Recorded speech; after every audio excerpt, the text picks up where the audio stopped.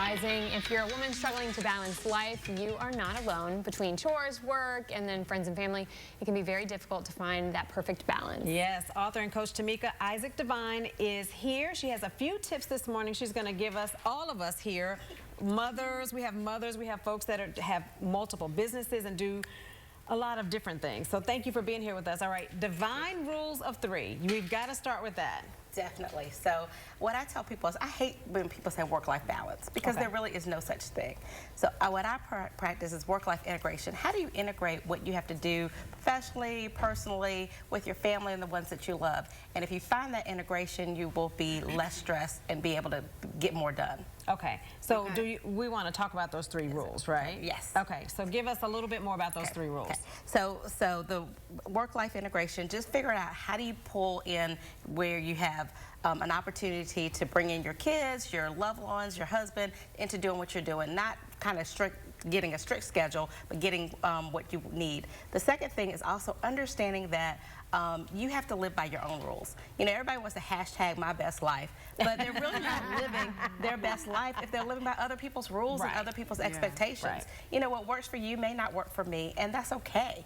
And understand that and stop getting yourself bad about that. And then my third favorite one is be the CEO of your life. CEOs and you guys who run businesses, you know, at work, you're the boss. You know what to do. You set the tone. You set the vision. Do the same thing for your life, which means that, you know, if I want to take off on Friday to chaperone my kids' trip, I'm going to do that. And that's the rule that I have for my life. And as the CEO, I'm not going to apologize about that. Right.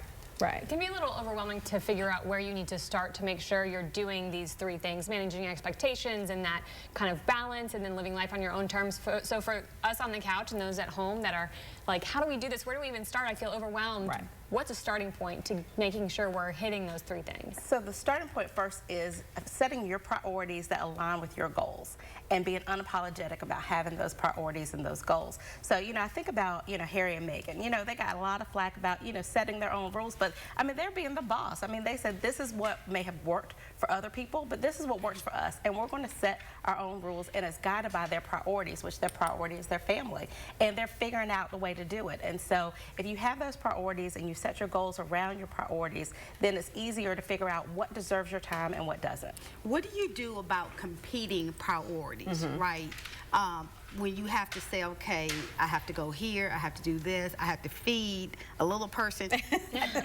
How do you deal with competing priorities? You know, when you say that and you're getting tugged in 2, 3, sometimes 5 different directions, how do you manage your priorities? Learn how to say no. Okay. Okay, so you're going to have competing priorities, but when you think about priorities, there really is a ranking. There's an order to those priorities, and you got to learn how to say no.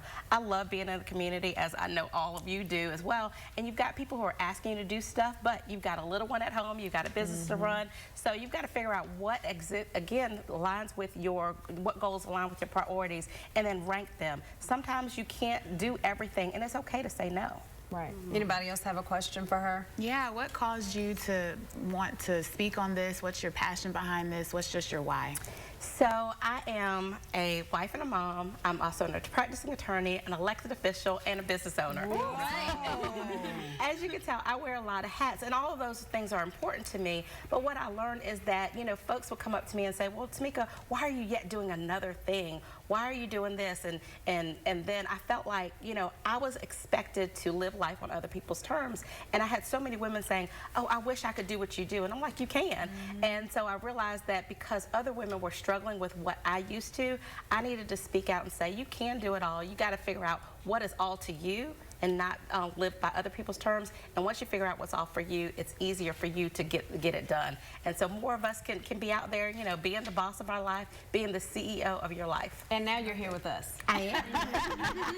So you have a book too. Now tell us the title of the book and where folks can get that too. So my book is called Think Like a CEO, Act Like a Bomb. And it's, of course, using the CEO practices that they do in business to your own life.